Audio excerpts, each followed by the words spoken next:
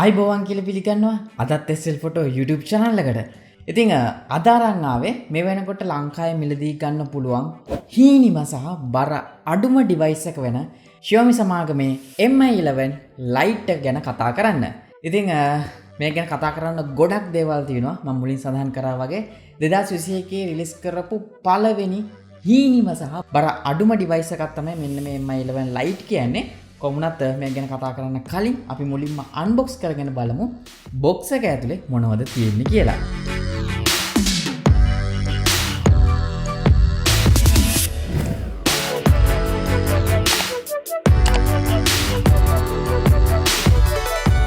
ටිකක් වෙනස් විදිහේ බොක්ස් එකක් තමයි මේ පාර Xiaomi සමාගමෙන් එවෙලා තියෙන. ඔයාලට පේනවා ඇති 11 කියලා එළිය සඳහන් වෙනවා. ඒකත් ටිකක් සිල්වර් කලර් එකෙන් පල්ලෙහා ගාලා තිනවා. මට අද ඇවිල්ලා තින්නේ බබල් ගම් බ්ලූ කියන කලර් එක.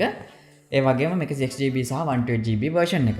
මේ විදිහට ටිකොලේ ගලවලා ඕපන් කරගත්ත ගමන්ම තවත් එක්ස්ට්‍රා බොක්ස් එකක් තියෙනවා. ඒක අපිට බලා ගන්න හම්බ වෙනවා SIM remover tool එක, paperwork සහ silicon back cover එක වගේම Type C to 3.5mm converter එකක්. ඒ කියන්නේ අනිවාර්යයෙන්ම මෙන්න මේ mobile phone එකේ අපිට 3.5mm audio port එකක් බලා ගන්න හම්බෙන්නේ නැහැ. හැබැයි converter එකක් box එක ඇතුළේ මේ උපයෝග ගැන ගොඩක් සතුටුයි. ඒ වගේම තමයි මේ තියෙන අපේ device එක සහ මේකට ඇවිල්ලා තියෙන 33W fast charging adapter එක බලා ගන්න පුළුවන්. මේක ටිකක් බරයි. ඒ වගේම තමයි USB Type C කේබල් එකක් බලා ගන්න පුළුවන්. මෙන්න මේ charger එකේ සහ කේබල් එකේ දෙකේම අපිට රතු පාට accent color එකක් ඇතුලේ බලා ගන්න පුළුවන්. ඉතින් ওই දේවල් විතරයි සරලවම මෙන්න මේ box එක ඇතුලේ තියෙන්නේ.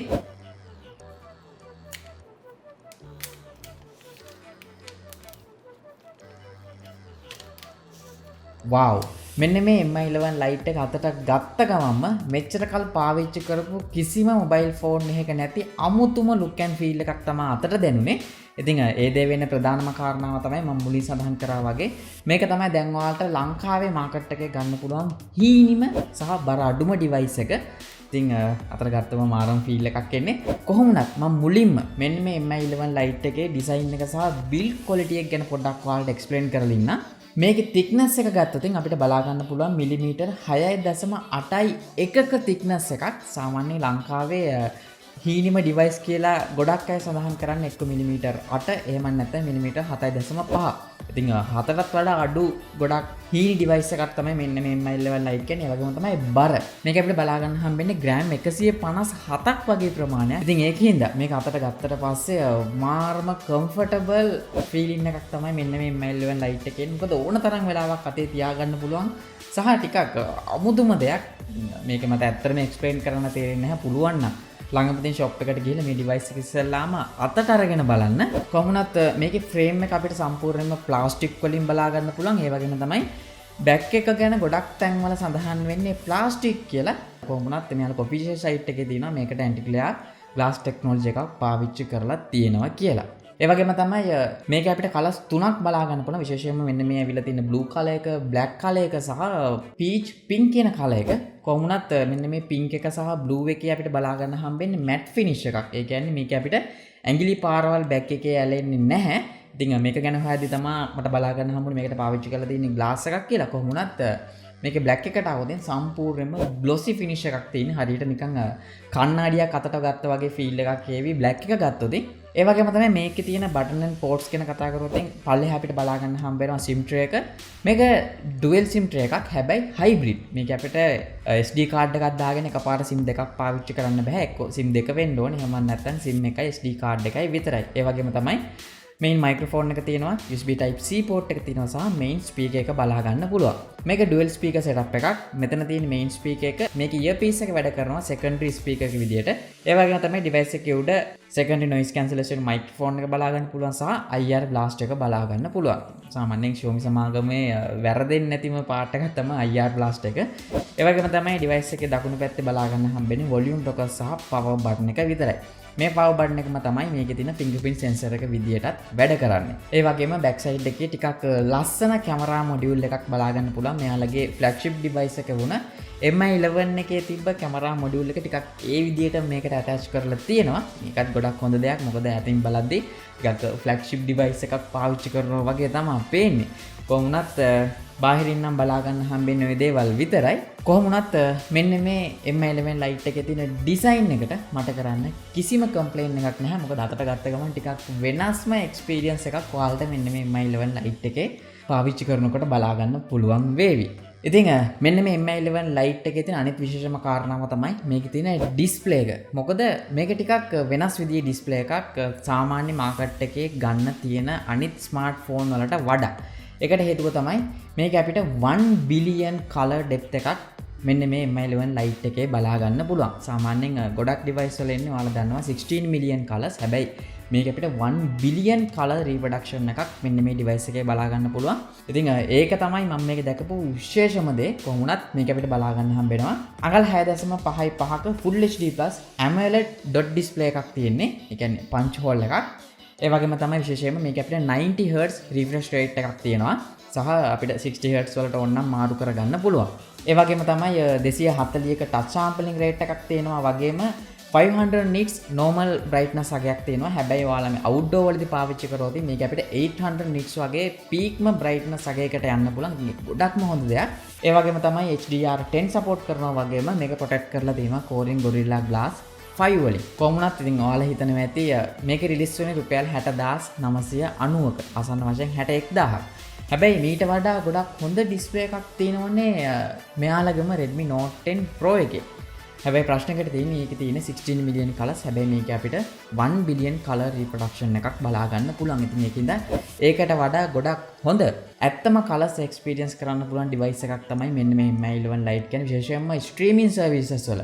ඒ වගේම මේක අපිට ගොඩක් හොඳ brightness level එකක්, contrast ratio එකක් සහ outdoor visibility එකක් බලා ගන්න පුළුවන් හින්දා මම හිතනවා මේ price range එකේ තියෙන ගොඩක් හොඳ 90 Hz AMOLED display එකක් තමයි මෙන්න මේ Mi11 Lite එකේ මට personally experience කරන්න පුළුවන් වුණේ.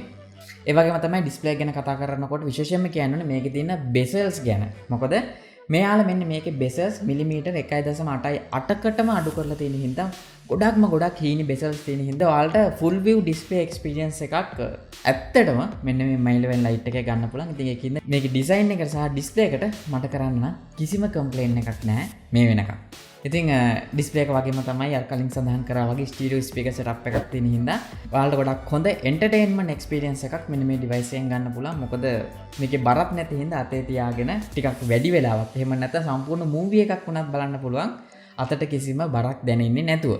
අනිත් කාරණාව තමයි මේක අපිට බලා ගන්න හම්බ වෙනවා latest Android 11. ඒ වගේම තාමත් මට මේකට ඇවිල්ලා තියෙන්නේ MIUI 12.0.8 එක. හැබැයි Redmi Note 10 Pro එකේ 12.5 බලා ගන්න පුළුවන්. හැබැයි තාමත් මේකට අප්ඩේට් එක ඇවිල්ලා නැහැ. සමහරවිට තව දවස් 2-3ක් යනකොට එන්න පුළුවන්. මොකද මේකට වඩා ගොඩක් හොඳ ස්ටේබල් මේකේ තියෙන හැම බග් එකක්ම ෆික්ස් කරපු version එක තමයි MIUI 12.5 කියන්නේ.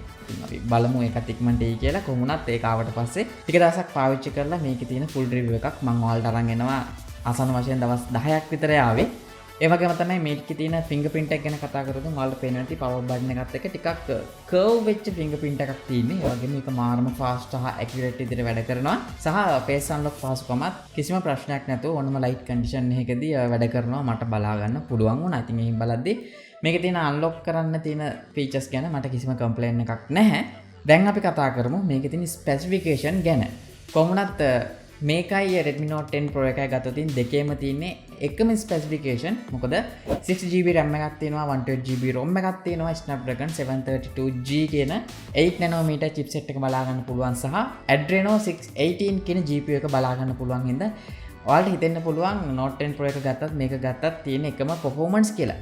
හැබැයි Antutu benchmark score එකට ගියොත් Redmi Note 10 Pro එකේ බලා ගන්න හම්බුනේ 3,7990ක රිසල්ට් එකක්. හැබැයි මෙන්න මේ Mi11 Lite එකේ බලා ගන්න හම්බුණා 3,44,263ක්. ඉතින් Note 10 Pro එකට වඩා 44,000ක ටිකක් වැඩි ස්කෝර් එකක් මේකේ බලා ගන්න පුළුවන්.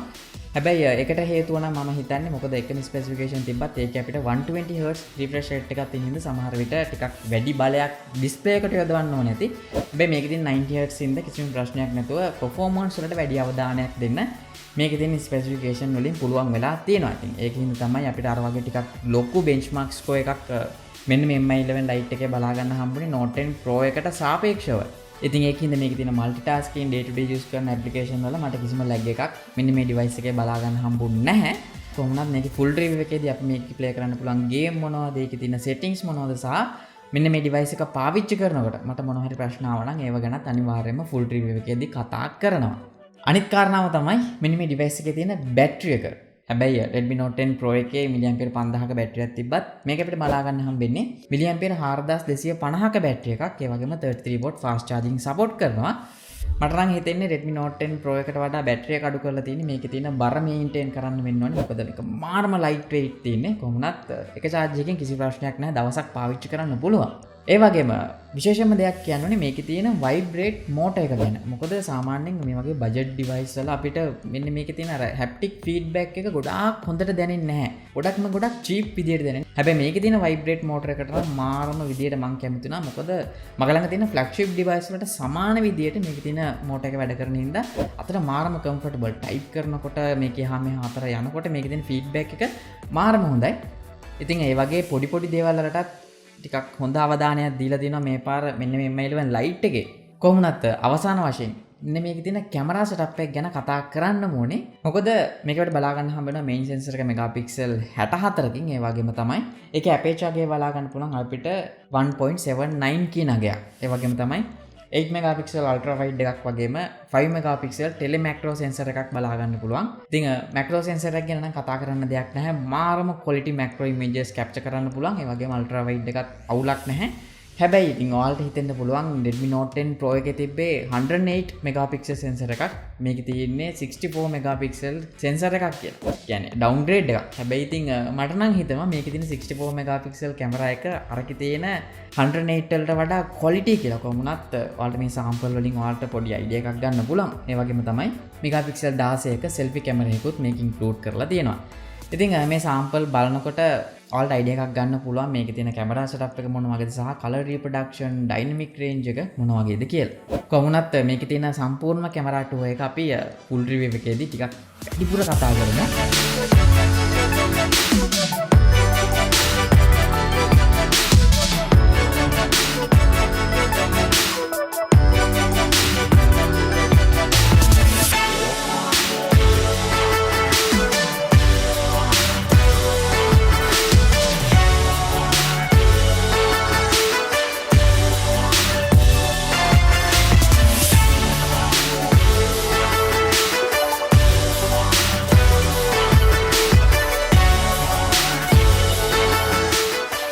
කොහොමුණත් ඕවරෝල් ගත්තොතින් රුපියල් 61000ට මිලදී ගන්න පුළුවන්. මේ වෙනකොට මාකට් එකේ තියෙන හීනිම සහ බර අඩුම ඩිවයිස් එකක්. ඉතින් මේකේ තියෙන අනිත් දේවල් මොන වගේ වුණත් මෙන්න මේ දෙකට මම මේක අනිවාර්යයෙන්ම මිලදී ගන්නවා.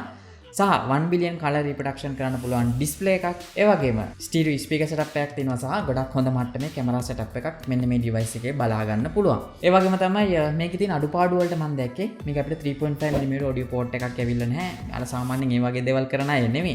හැබැයි මම හිතන්නේ flagship feel එකක් දෙන්නද මන්දා 3.5mm audio port එක අයින් කරලා තියෙන්නේ. හැබැයි ඔයාලට මේ converter එක හරහා headphone එකක් connect කරන්න පුළුවන්. ඒ වගේම තමයි අනිත් අකමැති වෙච්ච කාරණාව මේකේ තියෙන SIM tray එක. අපි ඉතින් ගොඩක් වෙලාවට SD card එකක් දාලා තමයි dual SIM පාවිච්චි කරන්නේ. හැබැයි මේ පාර මෙයාලා මෙන්න මේ option එකත් අයින් කරලා තියෙනවා hybrid විදියට දාලා. ඉතින් මට නම් හිතෙන්නේ මේකට flagship device එකක feel එකක් දෙන්නද මන්දා අපි day to day පාවිච්චි කරන ප්‍රධානම features දෙකක් මෙන්න මේකෙන් අයින් කරලා තියෙන්නේ. ඉතින් කොහොම වුණත් overall ගත්තොත් අපිට 61000කට ගන්න පුළුවන් ගොඩක් හොඳ මට්ටමේ device එකක් තමයි මෙන්න මේ Xiaomi Mi 11 Lite කියන්නේ. කොහොම වුණත් මෙන්න මේ device එකේ full review එක අපි දින කිහිපයක් පාවිච්චි කරලා මගේ SIM එක මේකට දාලම ඔයාලට මගේ experience එක මම අරගෙන එන්න. ඉතින් ඒක බලන්න නම් අනිවාර්යයෙන්ම පල්ලෙහා තියෙන අතපාට subscribe button එක press කරලා subscribe කරලා තියාගන්න. ඒ වගේම bell icon එක press කරලා තමයි ඊළඟ වීඩියෝ එක දාපු ගමන් ඔයාලට හැමෝටම කලින් බලා ගන්න හම්බෙන්නේ.